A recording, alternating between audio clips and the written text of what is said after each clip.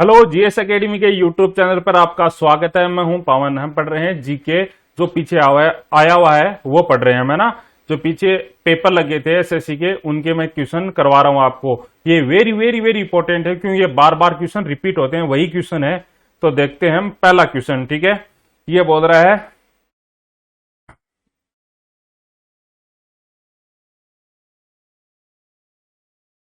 है, शिवाजी का राज्याभिषेक कब हुआ था। एक मिनट भाई, मैं कलर चेंज कर लेता हूं। देखो, ये बोल रहा है शिवाजी का राज्य अभिषेक कब हुआ था। 1627 ईस्वी में, 1634 ईस्वी में, 1680 ईस्वी में, 1670 ईस्वी में। ठीक है, आपके पास है 10 सेकेंड। Time now start. बताओ भाई जल्दी।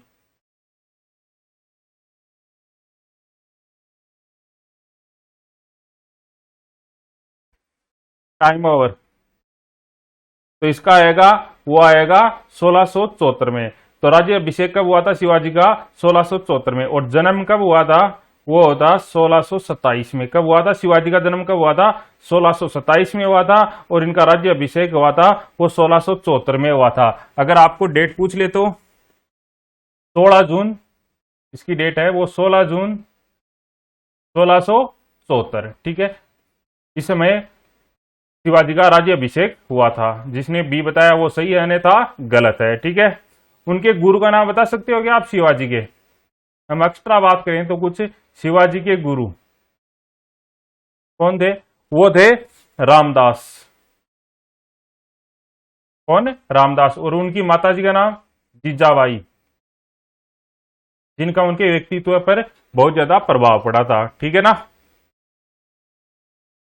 अगला है, भारत में द्वैध शासन की प्रणाली किस वर्ष शुरू की गई थी? आपको बताना है भारत में द्वैध शासन की प्रणाली किस वर्ष शुरू की गई थी। आपके पास ऑप्शन है 1909 में, 1935 में, 1919 में, 1945 में। ठीक है, आपके पास समय स्टार्ट होता है अब।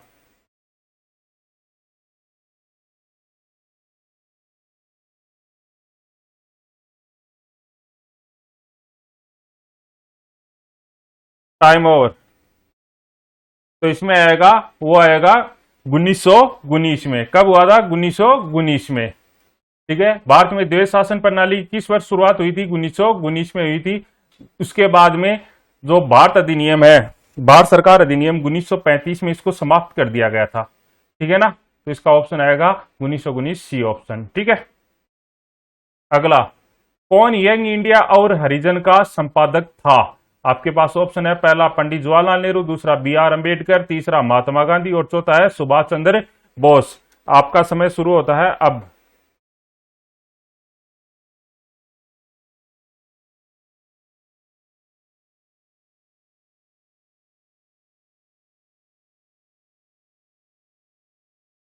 Time over. तो इसमें आएगा महात्मा गांधी। कौन था? महात्मा गांधी। ये नहीं, यंग इंडिया और हरिजन का संपादक कौन था? महात्मा गांधी। नेक्स्ट है, निम्न में से किसने तीनों गोलमेज सम्मेलन में भाग लिया था? आपको बताना, निम्न में से किसने तीनों गोलमेज सम्मेलन में भाग लिया था। पहला है बी आर अम्बेडकर, दूसरा है एम एम मालवीय, तीसरा है वल्लभ भाई पटेल और फिर है महात्मा गांधी। आपका समय शुरू होता है अब।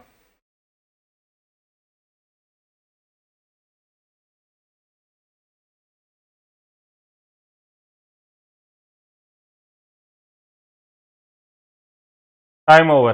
तो इसमें आएगा, वो आएगा बी आर अम्बेडकर। कौन था? बी आर अम्बेडकर, जिन्होंने तीनों गोलमेज सम्मेलन में भाग लिया था। ठीक है। अगला है, पृथ्वी पर विशालतम जीवित पक्षी कौन सा है? सबसे बड़ा आपको पक्षी बताना है कौन सा है। ईमू है, या शुतुरमुर्ग है, या एल्ब्रेट्रोस है, या साइबेरियन सार्स है। आपके पास चार ऑप्शन है और आपके पास 10 सेकंड भी है। Time now start. बताओ।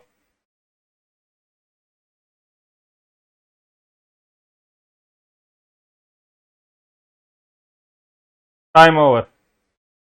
तो इसमें आएगा, वो है शुतुरमुर्ग। शुतुरमुर्ग है वो सबसे बड़ा जीवित पक्षी है। अगला, रिहंद बांध परियोजना किन राज्यों की सिंचाई परियोजना है? आपको बतानी है, रिहंद बांध परियोजना है वो किन राज्यों की सिंचाई परियोजना है। पहला है गुजरात और महाराष्ट्र की, या उड़ीसा और पश्चिम बंगाल की, या उत्तर प्रदेश और बिहार की, या केरल या कर्नाटक की। आपके पास 4 ऑप्शन और 10 सेकेंड है। बताओ भाई, जल्दी बताओ, जल्दी बताओ, शाबाश।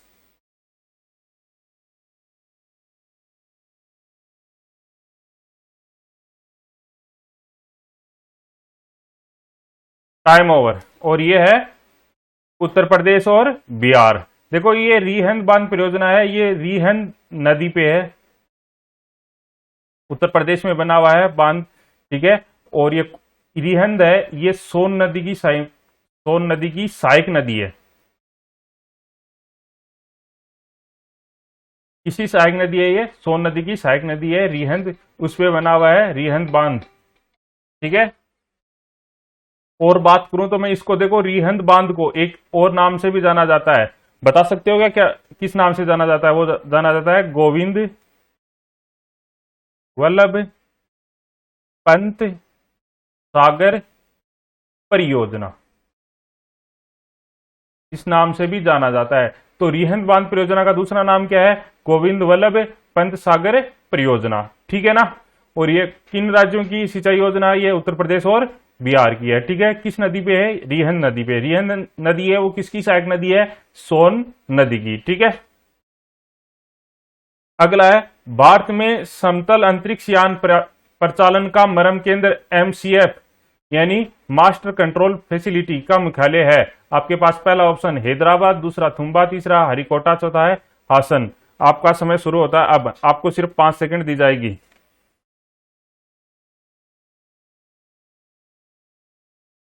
टाइम ओवर, ठीक है।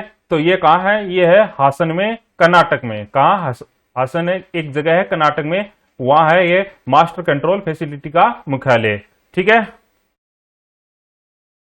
नेक्स्ट है, भारत में सबसे लंबी सिंचाई नहर कौन सी है?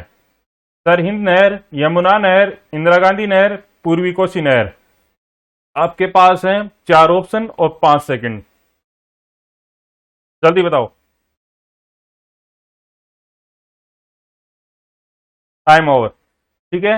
इसमें आएगा इंदिरा गांधी नहर, जो भारत की सबसे बड़ी सिंचाई परियोजना नहर है, ठीक है। आप इसके बारे में बता सकते हो क्या? देखो ये है किन किन राज्यों में मिलती है, इसका देखो इंदिरा गांधी नहर का एक दूसरा नाम भी है, वो है राजस्थान नहर।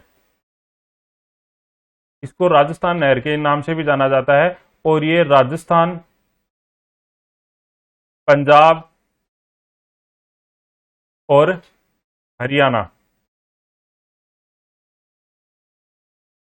में सिंचाई के लिए जल उपलब्ध करवाती है। इन 3 राज्यों की ये सिंचाई नहर है। कौन सी? इंदिरा गांधी नहर, ठीक है। और ये लगभग 15 लाख हेक्टेयर को सिंचित करती है। कितने को? 15 लाख हेक्टेयर को सिंचित करती है। भारत की सबसे बड़ी सिंचाई नहर परियोजना है कौन सी? इंदिरा गांधी नहर परियोजना, ठीक है। इसका दूसरा नाम राजस्थान नहर। अगला है, मोनेजाइट बालू में निम्न में से कौन सा खनिज पाया जाता है? आपको बताना है इनमें खनिज कौन सा? पोटेशियम, यूरेनियम, थोरियम या सोडियम। आपके पास है 4 ऑप्शन और 5 सेकंड, बताओ भाई।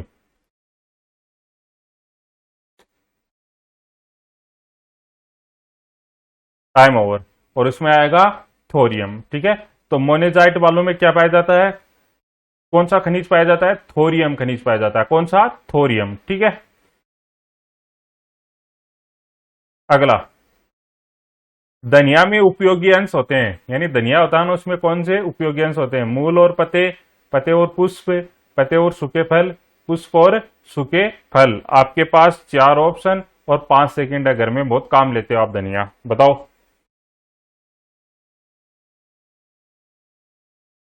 टाइम ओवर, ठीक है।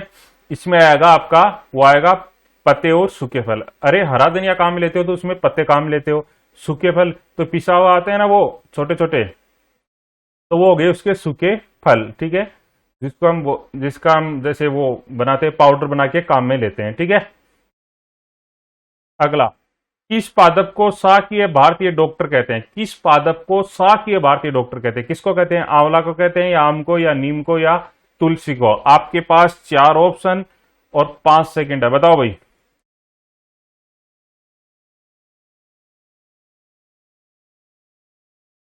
Time over. ठीक है, तो किसको कहते हैं? नीम को। नीम को शाक्य भारतीय डॉक्टर कहते हैं। ये बड़ा ही गुणकारी पेड़ है। ठीक है, इसके अलग अलग नाम भी दिए इस गुणकारी के कारण। इसका पहला नाम है वो है कल्पतरु। ठीक है, फिर है 21वीं सदी का पेड़।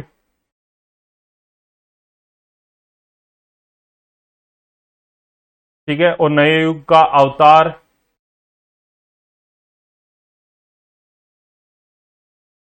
देखो, इन गुण के कारण इनके अलग अलग नाम दिए गए हैं। बड़ा ही इंपॉर्टेंट है ये पेड़। कल्पतरु, 21वीं सदी का पेड़, नए युग का अवतार, ये किनके नाम है? ये सिर्फ नीम के ही नाम है। क्यों? ये अपने औषधीय गुण के कारण भरपूर उपयोगी है। अगला है मानव रुधिर का पीएच है। मानव रुधिर का पीएच है कितना? 7.2, 7.8, 6.6, 7.4। आपके पास चार ऑप्शन और 5 सेकंड। Time now start. बताओ भाई। तो इसमें आएगा 7.4। कितना है? पीएच कितना है? 7.4। ठीक है, देखो मैं अगर जिसका पीएच 7 होता है उसको उदासीन बोलते हैं। अगर 7 से कम है उसको हम बोलेंगे अम्लीय। अगर 7 से ज्यादा है तो उसको बोलेंगे क्षारीय। ठीक है, तो मुझे एक बात बताओ। देखो, ये तो ऑप्शन हो ही नहीं सकता। क्यों? मानव का रुधिर कैसा होता है? वो होता है क्षारीय। अब देखो आपके पास कितने? 3 ऑप्शन। तो इसमें होगा 7.4 रक्त का। और कैसा होता है? वो क्षारीय होता है। मानव का रक्त कैसा होता है? क्षारीय होता है। अम्लीय मत कर देना आप। ठीक है ना। अगला,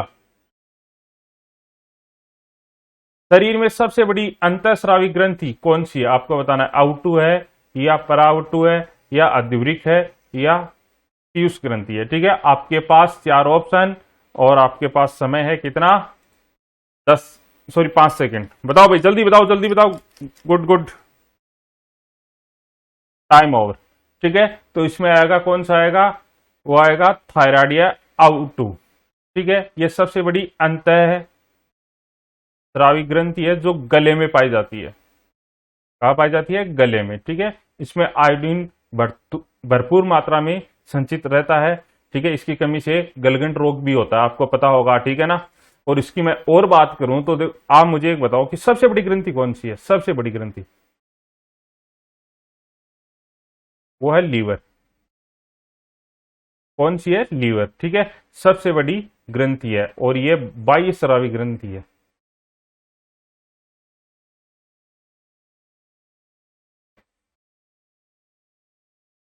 ठीक है, तो सबसे बड़ी ग्रंथि है वो कौन सी है शरीर में? अगर ऐसा पूछता डायरेक्ट कि सबसे बड़ी ग्रंथि बताओ तो कौन सी होती? लीवर। ठीक है ना।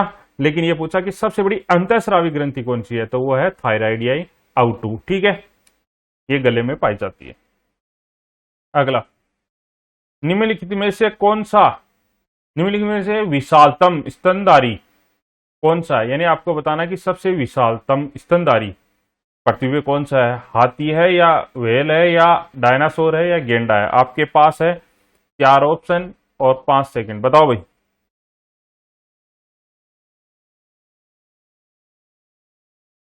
Time over. ठीक है, तो इसमें है ब्लू व्हेल। ये पृथ्वी पर पाई जाने वाली सबसे बड़ी स्तनधारी है। ठीक है, नेक्स्ट, कौन सा भाग हाथी के गजदंत के रूप में बदलता है? कौन सा भाग है वो हाथी के गजदंत के रूप में बदलता है? वो है रदनक, अग्रचरणक। ठीक है, दूसरा कृंतक और चरणक। ठीक है, आपके पास चार ऑप्शन है और आपके पास समय भी है और वो कितना है? 5 सेकंड। बताओ भाई।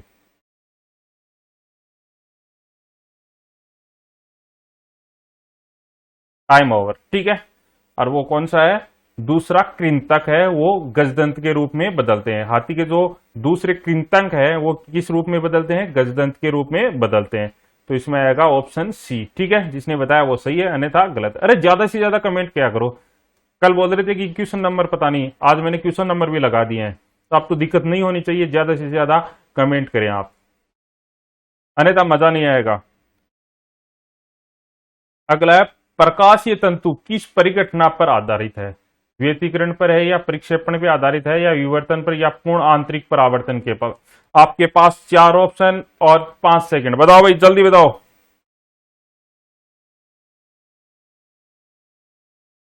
Time over. ठीक है, तो देखो प्रकाशीय तंतु यानी फाइबर केबल होती है वो किस परिघटना पे आधारित होती है? ये पूर्ण आंतरिक परावर्तन पे। किस पे? पूर्ण आंतरिक परावर्तन पे आधारित है। ठीक है, अगला, आजकल सड़कों पर रोशनी के लिए प्राय पीले लैंपों का प्रयोग किया जाता है। उन लैंपों में निम्न में से किस गैस का प्रयोग किया जाता है? आपको बताना है। सोडियम का, नियोन का, हाइड्रोजन या नाइट्रोजन गैस का प्रयोग किया जाता है। देखो सड़कों पे पीले रंग के लैंप लगे होते हैं, उनमें किस गैस का प्रयोग किया जाता है आपको बताना है। आपके पास ऑप्शन 4 और समय 5 सेकंड। बताओ भाई, जल्दी बताओ।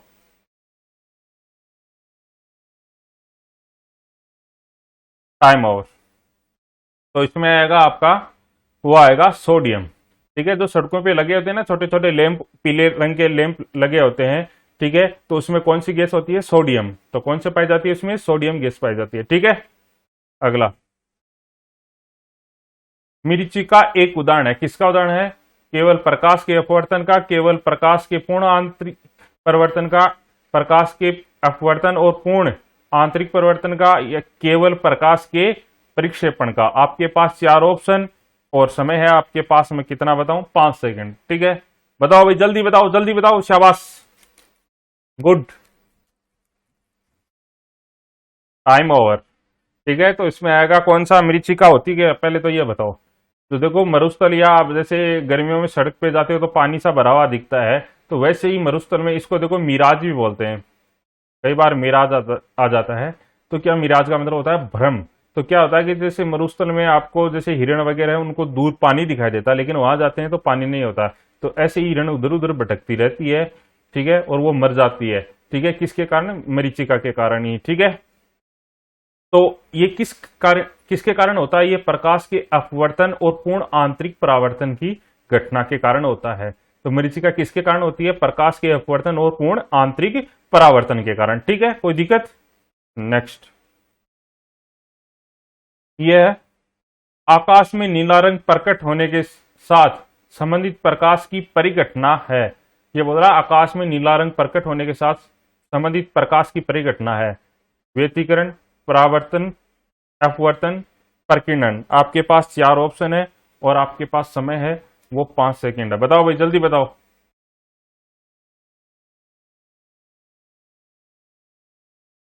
Time over. ठीक है, इसमें आएगा, वो आएगा प्रकीर्णन। प्रकाश के प्रकीर्णन के कारण ही आकाश कैसा दिखाई देता है? नीला दिखाई देता है। मैं आपको बात करूं कि अगर प्रकाश की बात करूं तो अगर प्रकाश का तरंग दैर्ध्य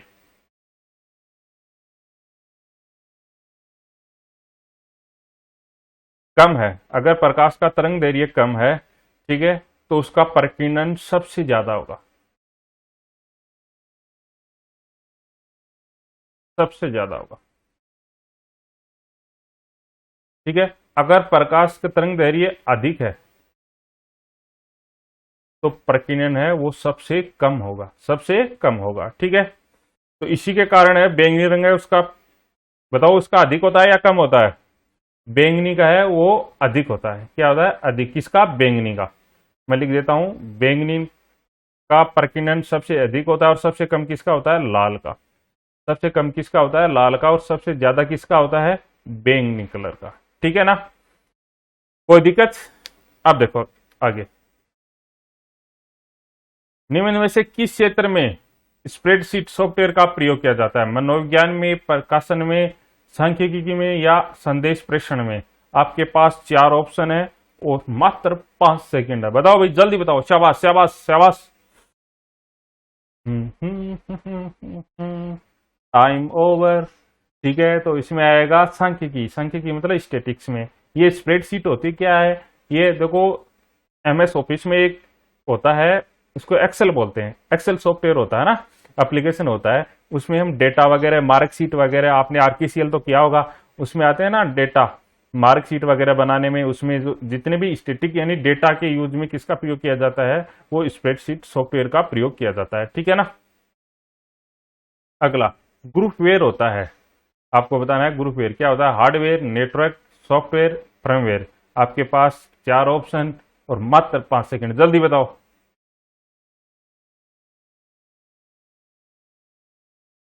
टाइम ओवर। ठीक है, तो इसमें आएगा वो आएगा सॉफ्टवेयर। ये क्या है? सॉफ्टवेयर है, ग्रुपवेयर, कंप्यूटर का एक सॉफ्टवेयर है। ठीक है, अगला, लेंस किससे बनते हैं? आपको बताना है लेंस किससे बनते हैं।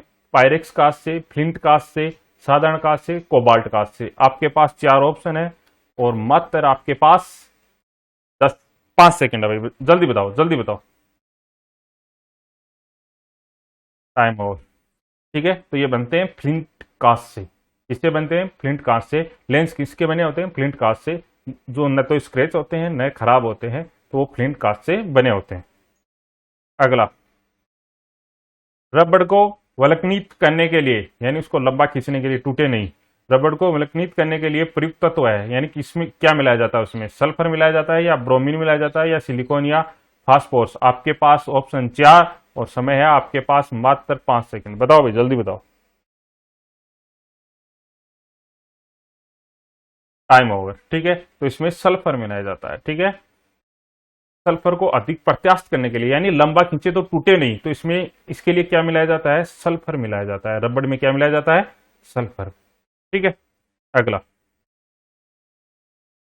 पायरेक्स कांच के अधिक सामर्थ्य के लिए निम्न में से क्या उत्तरदायी है? यानी पायरेक्स कांच होता है, उसकी कैपेसिटी बढ़ाने के लिए क्या उत्तरदायी है? पहला है पोटेशियम कार्बोनेट, फिर है लेड ऑक्साइड, फिर बोरेक्स और फिर है फेरिक ऑक्साइड। आपके पास है 4 ऑप्शन और 5 सेकंड। बताओ भाई, जल्दी बताओ।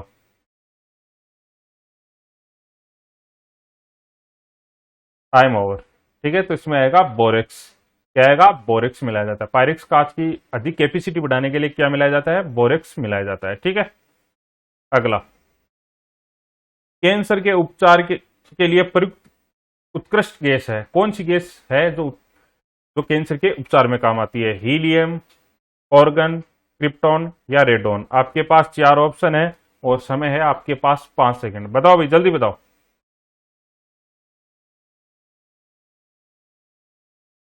Time over. तो इसमें रेडोन प्रयोग की जाती है। देखो, कैंसर के उपचार के लिए कीमोथेरेपी की जाती है। जो कैंसर युक्त कोशिकाएं हैं उनको नष्ट करने के लिए कीमोथेरेपी की जाती है, और उसमें जो विकिरण डालते हैं, किरण डालते हैं, वो कौन सी डालते हैं? रेडोन। ठीक है, कौन सी? रेडोन। ठीक है, तो किस गैस का प्रयोग किया जाता है? रेडोन का प्रयोग किया जाता है। ठीक है, अगला, वसुंधरा शिखर सम्मेलन हुआ था, ये कहाँ हुआ था? आपको बताना है यूएसए में हुआ था या यूके में हुआ था, ब्राजील में हुआ था या ऑस्ट्रेलिया में। बड़ा इंपॉर्टेंट है। ठीक है, आपको बताना है ये 1900 कुछ वर्ष में हुआ था। बताओ भाई, मैं बता दूंगा अभी। टाइम होगा। ये 1992 में हुआ था। ठीक है, और ब्राजील में हुआ था। कहाँ हुआ था? ब्राजील में 1992 में पृथ्वी सम्मेलन हुआ था। एक पृथ्वी के लिए, पृथ्वी को बचाने के लिए, पर्यावरण प्रदूषण को रोकने के लिए वसुंधरा शिखर सम्मेलन हुआ था पहली बार 1992 में। ठीक है ना, और ये हुआ था ब्राजील के रियो डी जिनेरा में। ठीक है, अगला, लोकटक है। लोकटक है क्या है? आपको बताना है। घाटी है या झील है या नदी है या पर्वतमाला है। आपके पास ऑप्शन है कितने? 4 और टाइम है 5 सेकंड। जल्दी बताओ भाई, जल्दी बताओ।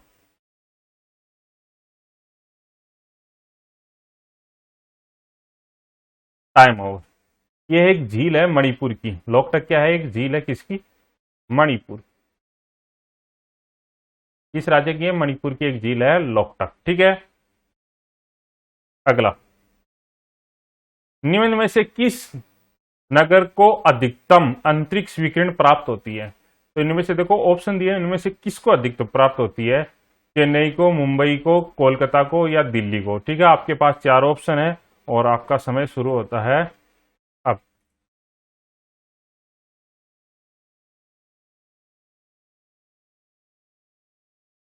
Time over. तो ये किसको मिलती है सबसे ज्यादा अंतरिक्ष विकिरण? किसको प्राप्त होती है? चेन्नई को। इनमें जो ऑप्शन दिए इनमें चेन्नई को। और वैसे सबसे अधिक किसको प्राप्त होती है ये आपको बताना है कि सबसे ज्यादा विकिरण भारत में किस शहर को प्राप्त होती है ये आपको बतानी है। ठीक है, इन ऑप्शन में से तो चेन्नई है, लेकिन सबसे अधिक किसको प्राप्त होती है ये आपको बताना। कमेंट जरूर करना। अगला है, नीलगिरी पहाड़ियों में पेड़ की सामान्य जाति है। नीलगिरी पहाड़ियां हैं उनमें जो पेड़ की सामान्य जाति है, यानी सबसे ज्यादा वहां कौन सा पेड़ पाया जाता है? साल का पाया जाता है, या चीड़ का पाया जाता है, या यूकेलिप्टिस का पाया जाता है, या टीक या सागौन का पाया जाता है। आपके पास 4 ऑप्शन और समय शुरू होता है अब।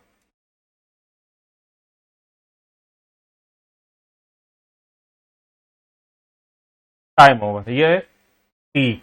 ठीक है, सबसे ज्यादा वहां टीक या सागौन पाई जाती है नीलगिरी पहाड़ियों में। ठीक है, तो नीलगिरी पहाड़ियों में सबसे ऊंची चोटी कौन सी है बता सकते हो आप?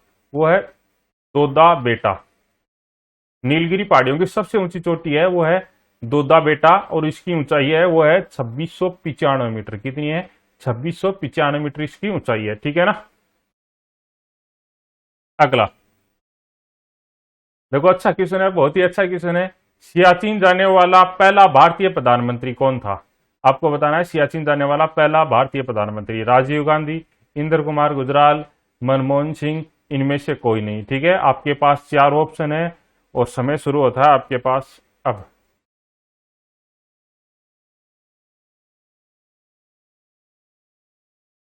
Time over. तो इसमें है, आपको अंदाजा नहीं होगा, वो है मनमोहन सिंह। ठीक है, मनमोहन सिंह है वो सियाचिन जाने वाले पहले प्रधानमंत्री हैं भारत के। ठीक है, और एक अर्थशास्त्री के रूप में उन्होंने अच्छा काम किया था अपनी तरफ से। अगला है, निम्न में से कौन सा लोक जनजातीय नृत्य कर्नाटक से संबंधित है? इन्हें आपको बताना है कर्नाटक से संबंधित कौन सा है। यशगान है, या विधि है, या जात्रा है, या जोरा है। ठीक है, आपके पास है 5 सेकंड, बताओ भाई जल्दी बताओ।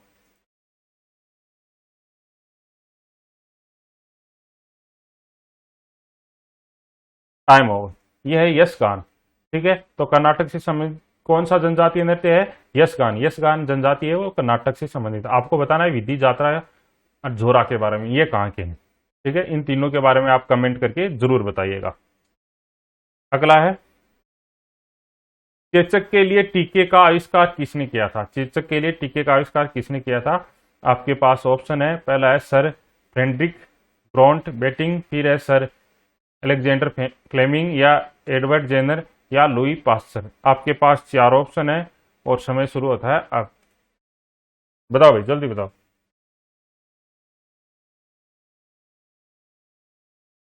Time over.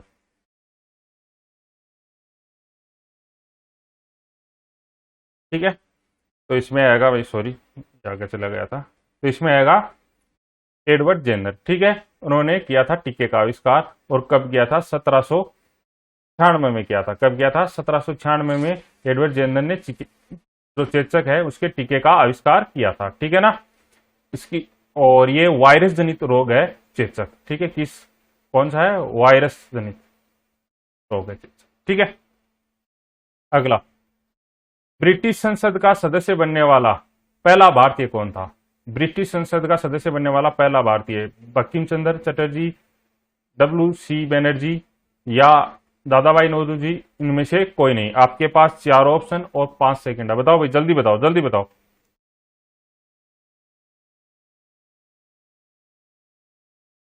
Time over. यह है दादा भाई नौरोजी। ब्रिटिश संसद का सदस्य बनने वाला पहला भारतीय कौन था? वो था दादा भाई नौरोजी, जिसको भारत का शानदार बुजुर्ग भी बोलते हैं।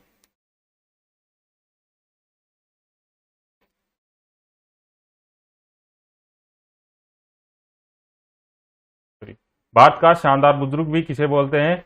वो बोलते हैं दादा भाई नौरोजी को। उन्होंने 1892 में ब्रिटिश संसद के सदस्य बने थे। ठीक है, वहां चुन के गए थे 1892 में दादा भाई नौरोजी, और ये एक अर्थशास्त्री भी थी। ठीक है ना। आर्थिक गणना भारत में करने वाले वो भी कौन थे? दादा भाई नौरोजी ही थे। अगला, विदेशी संस्थागत निवेशकों द्वारा भारतीय कंपनियों के शेयरों और बॉन्डों की खरीद कहलाती है। देखो, विदेशी कोई भी संस्था है, वो निवेशक यानी इन्वेस्टर हैं, वो क्या करते हैं? भारतीय कंपनियों के शेयर या बॉन्ड खरीदते हैं, तो उनकी वो क्या कहलाती है? ठीक है, खरीदना क्या कहलाता है? विदेशी प्रत्यक्ष निवेश कहलाता है, या पोर्टफोलियो निवेश कहलाता है, या अनिवासी भारतीय निवेश कहलाता है, या विदेशी अप्रत्यक्ष निवेश कहलाता है। ठीक है, आपके पास 4 ऑप्शन और 5 सेकंड है, बताओ भाई जल्दी बताओ। Time over. ये कहलाता है पोर्टफोलियो निवेश। क्या कहलाता है? पोर्टफोलियो निवेश। अगर कोई विदेशी संस्था है, वो क्या भारतीय कंपनियों में शेयर खरीदती है या बॉन्ड खरीदती है, तो वो पोर्टफोलियो निवेश कहलाता है। ठीक है, अगला बीटी बीज का संबंध है, आपको बताना है बीटी बीज का संबंध है किससे है, चावल से है या गेहूं से है या कपास से या तिलहन से। आपके पास 4 ऑप्शन है। ठीक है, और टाइम 5 सेकंड है, बताओ भाई जल्दी बताओ।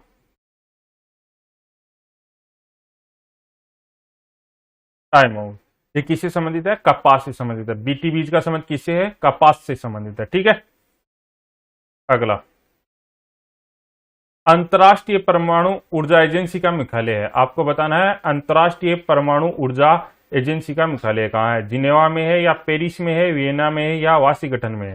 ठीक है, आपके पास 4 ऑप्शन और 5 सेकंड है, बताओ भाई जल्दी बताओ।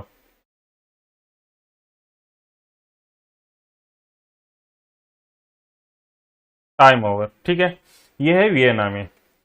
अंतर्राष्ट्रीय परमाणु ऊर्जा एजेंसी का मुख्यालय कहाँ है, वियना में। वियना राजधानी है किसकी है, ऑस्ट्रिया की। किसकी, ऑस्ट्रिया की राजधानी है वियना, उसमें अंतर्राष्ट्रीय परमाणु ऊर्जा एजेंसी का मुख्यालय है। और तो अंतर्राष्ट्रीय परमाणु ऊर्जा एजेंसी की स्थापना कब हुई थी, बता सकते हो क्या आप, अरे बता सकते हो क्या, बोलो हाँ या ना। ये हुई थी 29 जुलाई 1957 को। कब हुई थी, 29 जुलाई 1957 को इसकी स्थापना हुई थी अंतर्राष्ट्रीय परमाणु ऊर्जा एजेंसी की। कहाँ हुई थी, ये हुई थी वियना में। वियना कहाँ है, ये है ऑस्ट्रिया की राजधानी, ऑस्ट्रिया की राजधानी। ठीक है, अगला यदि अगला भारतीय समुदाय को लोकसभा में पर्याप्त प्रतिनिधित्व न प्राप्त हो तो समुदाय के 2 सदस्यों को नामित किया जा सकता है। किसके द्वारा, प्रधानमंत्री या राष्ट्रपति द्वारा या लोकसभा के अध्यक्ष द्वारा या संसद को परामर्श से राष्ट्रपति द्वारा। आपके पास 4 ऑप्शन है और कौन सा सही है आपको बताना है। टाइम नाउ स्टार्ट, बताओ भाई।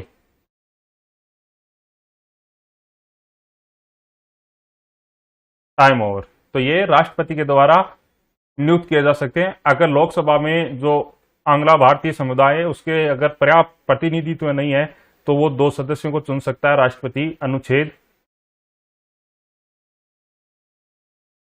331 के तहत। किस अनुच्छेद के तहत, अनुच्छेद 331 के तहत राष्ट्रपति इसको चुन सकता है। ठीक है ना, और राज्यसभा में कितने सदस्य चुन सकता है बता सकते हो क्या आप, तो वो है 12 सदस्य। कितने, 12 सदस्य। किस अनुच्छेद के तहत, 80(1) के तहत राष्ट्रपति चुन सकता है। ठीक है, तो विशेष विशेष अलग अलग क्षेत्रों के 12 सदस्य चुन सकता है वो 80(1) अनुच्छेद के तहत। ठीक है, तो राज्यसभा में कौन सा अनुच्छेद लगेगा, 80(1), और लोकसभा में कौन सा लगेगा, 331। ठीक है, कौन चुन सकता है, राष्ट्रपति। अगला भारत के राष्ट्रपति चुनाव के लिए नागरिक को कितनी आयु पूरी कर लेनी चाहिए। अगर वो राष्ट्रपति बनना चाहता है तो उसको न्यूनतम कितनी उम्र होनी चाहिए, 25 वर्ष, 30 वर्ष, 35 वर्ष या 18 वर्ष। आपके पास है 5 सेकंड, बताओ भाई। ये तो बहुत ही आसान है, बताओ जल्दी बताओ।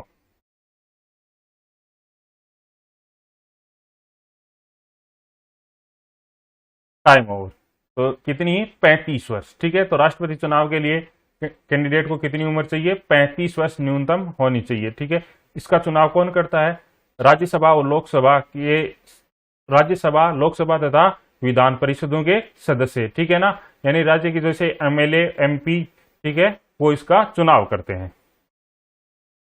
अगला किसने कहा था अच्छा नागरिक अच्छा राज्य बनाता है और बुरा नागरिक बुरा राज्य बनाता है। ये किसने कहा था, किसका वाक्य है, ये प्लेटो का है या रूसो का है या अरस्तु का है या लास्की का है। आपके पास 4 तो ऑप्शन है और 5 सेकंड में आपको दे रहा हूं, मेरे पास यही है देने के लिए और कुछ नहीं है। बताओ भाई। Time over. तो इसमें है अरस्तु। ये किसने कहा था, अरस्तु ने कहा था कि अच्छा नागरिक अच्छा राज्य बनाता है और बुरा नागरिक बुरा राज्य बनाता है। सही है ना। अगला ये बोल रहा है संसद सदस्य संसद में अपनी सदस्यता गंवा देता है यदि वह शत्रु से निरंतर अनुपस्थित रहता है। यानी कितने दिन अगर सांसद है वह अनुपस्थित रहे संसद में तो उनकी सदस्यता भंग हो जाएगी। ठीक है, तो वो कितने के लिए, 45 दिन तक या 60 दिन तक या 90 दिन तक या 365 दिन तक। आपके पास 4 ऑप्शन है और वही मेरे पास तो 5 सेकंड है देने के लिए। ये बताओ जल्दी बताओ, बताओ बताओ बताओ बताओ। Time over.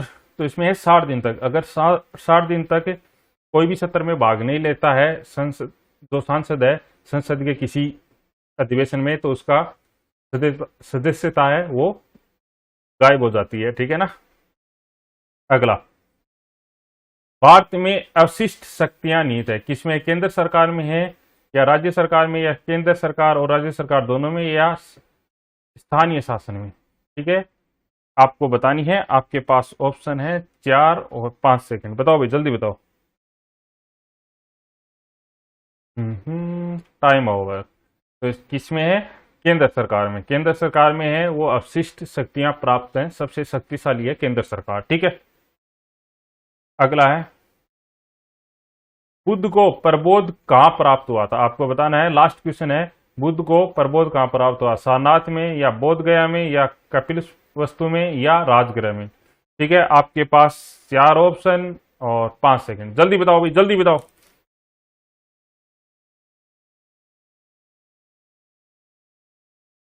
तो इसमें है बोध गया में। तो देखो, बुद्ध को है प्रबोध कहां प्राप्त हुआ था? बोध गया में प्राप्त हुआ था, ठीक है ना।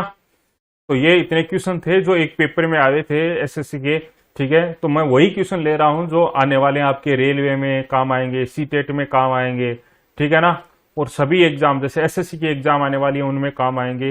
एसएससी के लिए तो वेरी वेरी इंपॉर्टेंट है, तो आप इनको याद कर लेंगे, ठीक है, बार बार देख के, ठीक है। और अपने दोस्तों के साथ शेयर करना ना भूलें, ठीक है। धन्यवाद, थैंक यू।